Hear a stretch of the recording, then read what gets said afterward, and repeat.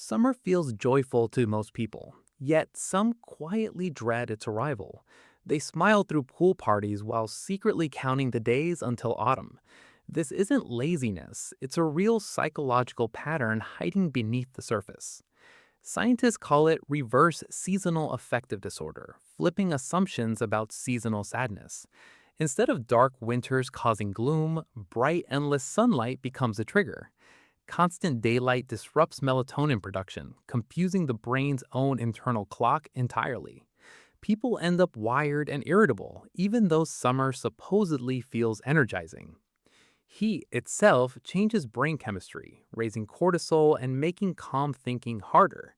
Notice how arguments spike during heat waves, patience evaporating quickly along with sweat. That's documented biology, not coincidence. Heat literally shortens our emotional fuse quickly. Then there's sensory overload, something highly sensitive people experience far more intensely. Bright light, loud crowds, and sticky humidity combine into a nervous overload.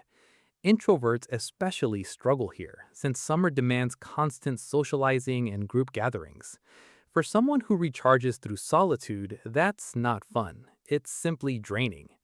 Body image pressure intensifies too, since swimsuits expose skin that clothing conceals. Social media floods feeds with idealized beach bodies, creating quiet comparison anxiety.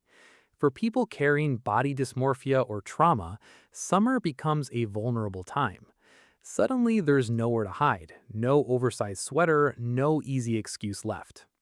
Sleep also collapses in summer, since longer daylight hours disrupt normal rhythms. Poor sleep alone can trigger irritability and low mood, regardless of season. Combine that with heat exhaustion, and chronic summer fatigue starts building quietly. Routine disruption plays a huge role too, since structure gives many people safety. School ends, work schedules shift, and familiar routines dissolve, leaving people unmoored.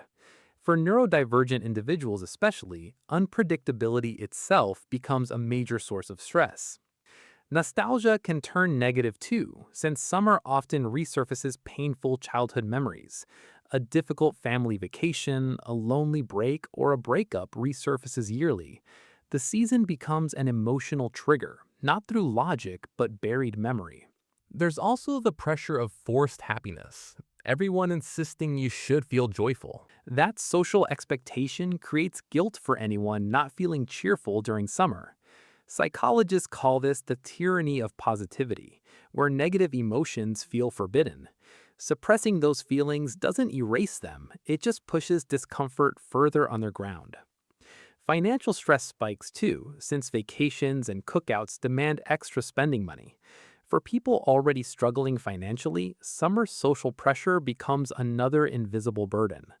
Then there's photophobia, a genuine sensitivity to bright light affecting many people. Migraines and headaches increase dramatically during peak summer sunlight, making outdoors painful. For these individuals, avoiding summer isn't preference, it's an actual physical necessity. Climate anxiety adds another modern layer, since record heat waves now trigger fear. Younger generations especially report genuine dread watching summers grow hotter each year. This isn't irrational worry, it's a rational response to visibly changing weather. Some people also associate summer with loneliness, watching everyone's curated vacation photos. Social comparison theory explains this perfectly, since we measure our lives constantly. When your summer looks quiet while everyone else's looks exciting, isolation creeps in. Even introverted comfort gets judged, since staying inside during summer seems antisocial. That judgment adds shame to what's actually a legitimate healthy preference. Interestingly, research shows sunlight isn't universally positive, since exposure can overstimulate people. Our culture assumes more light equals happiness. Neuroscience tells a nuanced story. Dopamine and serotonin need balance, not excess, since constant stimulation exhausts us. This explains why some feel strangely flat despite summer's supposedly cheerful sunny. There's also occupational stress, since certain jobs become demanding because heat rises. Outdoor workers and delivery drivers often dread summer for very practical reasons.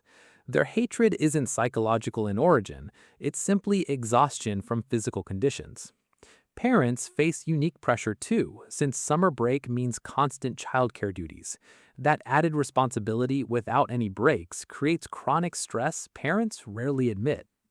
Cultural conditioning plays a role too, since we're taught summer equals freedom. When reality doesn't match that programmed expectation, people feel something is wrong. In truth, disliking summer reflects diverse, valid experiences rather than personal failure. Some people simply thrive in cooler seasons, finding autumn or winter comfortable. Preference for cold weather and structured routine is a completely normal trait.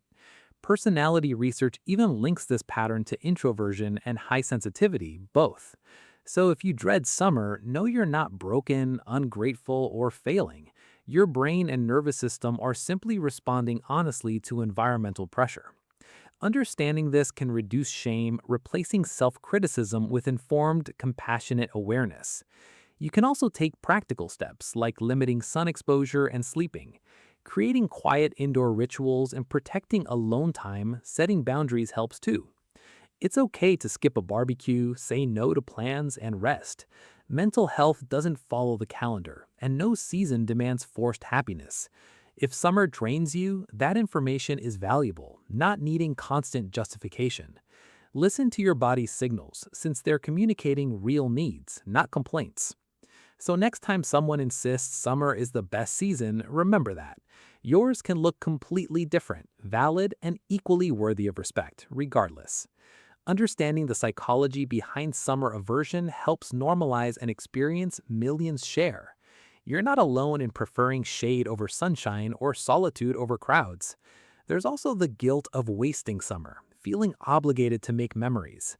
That pressure can turn a relaxing season into a checklist of tasks. Add work deadlines that don't pause for weather, summer feels less restful.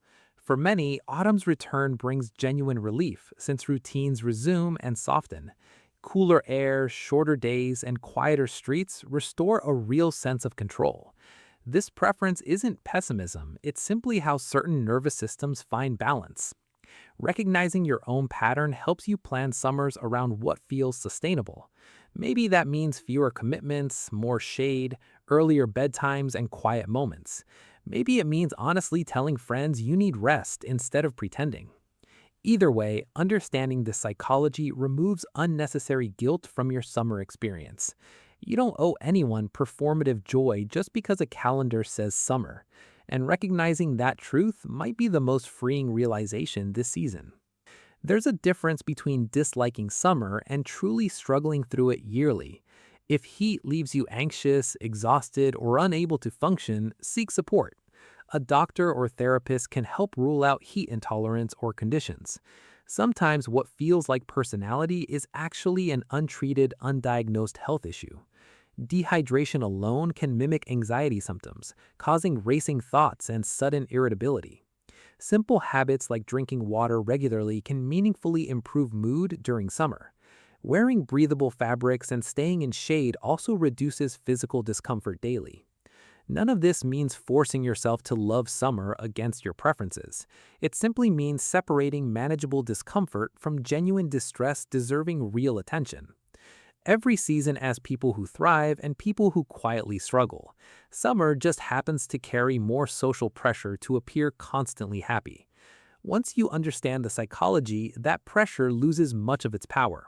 You get to define what a good summer actually looks like personally. That might mean sunsets and swimming, or it might mean books indoors. Both are equally valid ways to spend the season without guilt attached. If this resonated, share it and subscribe for more psychology videos weekly.